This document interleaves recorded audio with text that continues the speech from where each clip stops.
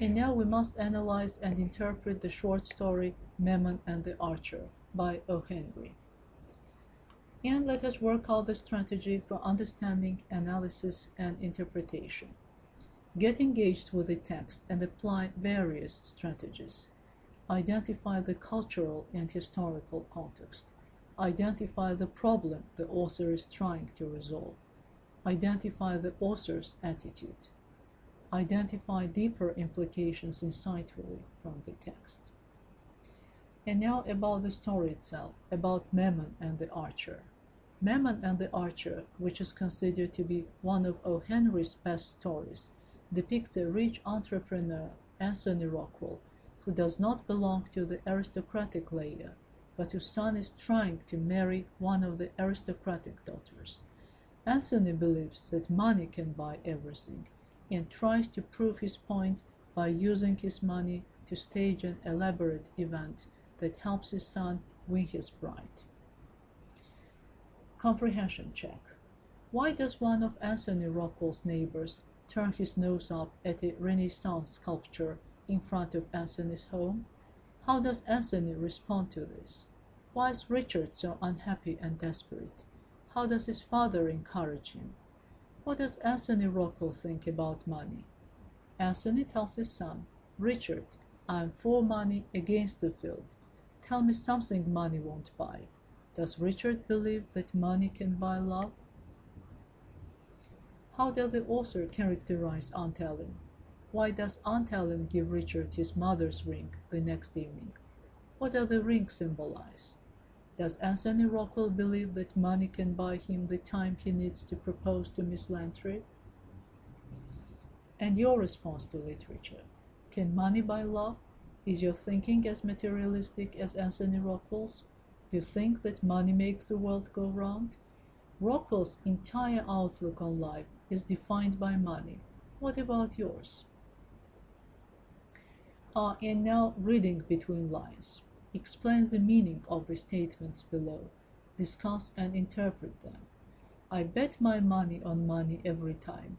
I've been through the encyclopedia down to Y, looking for something you can't buy with it. And I expect you have to take up the appendix next time. I'm for money against the field. In the same voice that had once chipped off pieces of the welkin on the Kansas prairies. Welkin means heavens, the vault of the sky. Thus, Anthony's voice must be so loud that he has broken pieces of heaven. As for the Kansas prairies, according to critics, Anthony most likely grew up in Kansas. That he has been able to leave the prairie and make his own fortune, and that he now lives among the aristocrats of New York, are further indications of his personal strengths. In a red dressing gown, reading a book of piratical adventures. Pirates are notorious for their crimes such as murder and theft. Is it accidental that Anthony is reading a book of piratical adventures? According to critics, red, a color often associated with the devil, makes Anthony appear devil-like, especially when he is reading a story about pirates. Do you think that the color can really be symbolic? I've got my pirate in a devil of a scrape. His ship has just been scuttled, and he is too good a judge of the value of money to let drown.